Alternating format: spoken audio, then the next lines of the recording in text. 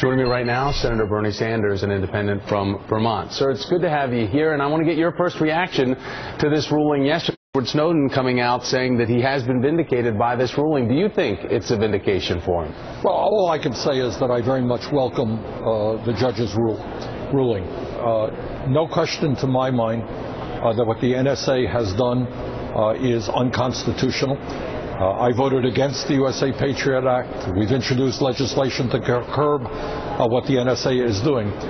But the bottom line is, if you are keeping records, phone records, on virtually every call made in the United States of America, you know who somebody is calling, what time they're calling, where they're calling from.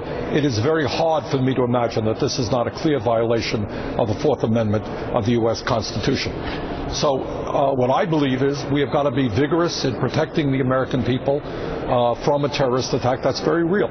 But we have to, and we can do it in a way that is constitutional and which does not violate the basic democratic rights and privacy rights of the American people. Sir, I want to dig down deeper on the vindication aspect for Edward Snowden, because people in this country who would see him as a hero for the conversation that he has started and what he has revealed to most Americans, do you think that, how would you answer people, for people that would believe that Edward Snowden should be granted amnesty by the American government?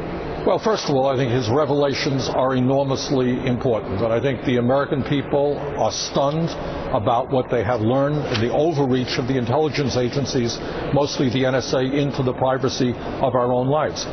People can judge Snowden however they want. On one hand, the information that he has revealed is enormously important. On the other hand, he violated an oath. He lied, and people feel strongly about that as well. I suspect the day may come when Snowden will find himself on trial, and the jurors will make that decision as to whether serve the American people and find him innocent. Sir, but in knowing all that we know and what the NSA is capable of, at least what we think that it's capable of, how do we balance what the federal government is capable of doing and what we should accept it to do, but not at the same time jeopardize our national security? Well, I think that what we do is what we have historically done in this area and what we do every day in law enforcement. And that is, if the NSA or other intelligence agencies or law enforcement agencies has reason to believe that somebody is involved in terrorist activity, they're going to go to this FISA court and they say, look, here is our evidence. And if the FISA court says, wow, you make sense, let's go and get that guy. Let's go get all of the intelligence and information they need. That is what they should be doing. Thomas, that is a very different approach than saying we are going to file information on every single American.